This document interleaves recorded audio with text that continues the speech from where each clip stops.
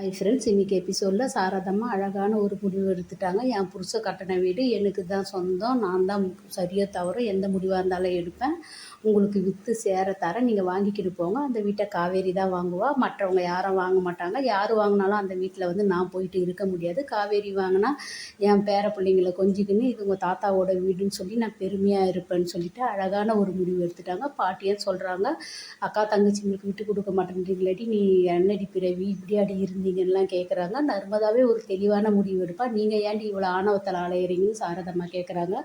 அது ஆணவம் கிடையாது, தங்கச்சிக்கு ஒரு அன்பான புருஷனும் கோடீஸ்வர வாழ்க்கையும் கிடச்சி தான் அவளுங்களுக்கு பொறாமை. அதனால தான் இந்த முடிவுக்கு வராங்க. அடுத்தது எல்லோருமே போகிறாங்க கொடைக்கானலுக்கு. போகும்போது ரொம்ப ஹாப்பியாக காரில் போகிறாங்க.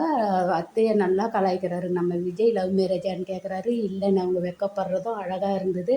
அவர் ரொம்ப நல்லவர், அழகாக பார்த்துப்பார், அன்பாக இருப்பார் எங்கள் கூடன்றாங்க. பாட்டி இவளையா லவ் பண்ணி கல்யாணம் பண்ணிப்பா, நான் சிம்ரான் போல் பொண்ணு கட்டியிருப்பேன்னு தான். உடனே நான் ஜோதிகா போல் இருந்தேன், உங்கள் பிள்ளைக்கு என்னை விட பொண்ணு கிடச்சா உங்களை இப்படி பார்த்துக்கிட்டு இருப்பாங்களான்னு கேட்குறாங்க. அது உண்மை தான். பாட்டியை இந்த அளவுக்கு சாரதா போல் கவனிச்சிக்கிற வேற ஒருத்தி வந்திருந்தா கண்டிப்பாக பார்த்துருக்க முடியாது. ரொம்ப சந்தோஷமாக இதுதான் ஃபஸ்ட் டைம் ஃபேமிலியோடு நல்லா இருக்குதுன்னு சொல்லிட்டு போகிறாங்க. ஃப்ளைட்டில் போக எனக்கு ஆசைன்னு பாட்டி சொன்னதை நான் கண்டிப்பாக கூட்டி மாறேன்னு விஜய் சொல்கிறாரு.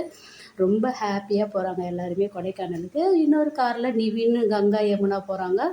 குமரன் ஃபோன் பண்ணி கேட்குறாரு, நாங்கள் சேஃபாக போகிறோம், நான் கூட்டின்னு போகிறேன். அதையும் வந்து கங்கா கிட்டே சொல்லி, நீங்கள் ஏன் பேச மாட்டேறீங்க, அண்ணன் எப்போ பாரு உங்களை விசாரிச்சுக்கினே இருக்கிறாரு, நீங்கள் ஏன் இவ்வளோ கோபமாக இருக்குன்னா கங்கா சொல்கிறேன், என்கிட்ட சொல்லாமல் முடிவு எடுத்துட்டு தான் எனக்கு இது பண்ணு. இருந்தாலும் வெளியில் போயிட்டு இருக்கிற புருஷங்கிட்ட கங்கா பேசி தான் ஆகணும்.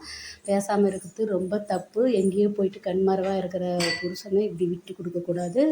இது கங்கா செய்கிறது சரி. அடுத்தது வந்து கொடைக்கானலில் அங்கே போனதும் பாட்டி எனக்கு அப்புக்குன்னு இருக்குது, என் சந்தானம் இங்கேயே இருக்கிற போல் இருக்குதுன்னு சொன்னதும் காவேரி சொல்கிறா பாருங்க அந்த இடத்துல, நீங்கள் இங்கே வந்து பேயாக நினைக்காதீங்க, அவர் என் அப்பா புள்ள அப்படி நினச்சிக்கின்னு உள்ளே போய் எதையும் யோசிக்காமல் படுங்கன்னு சொல்லிட்டு உண்மையிலே இந்த இடத்துல டைலாக் நல்லா இருந்தது. ஏன்னா செத்தவங்களை வந்து பேயான்னு நினைக்கக்கூடாது. நம்ம குடும்பத்தில் இன்னமும் அவங்க வாழ்ந்துக்கின்னு இருக்கிறாங்கன்னு தான் நினைக்கணும். நானும் அப்படி தான்.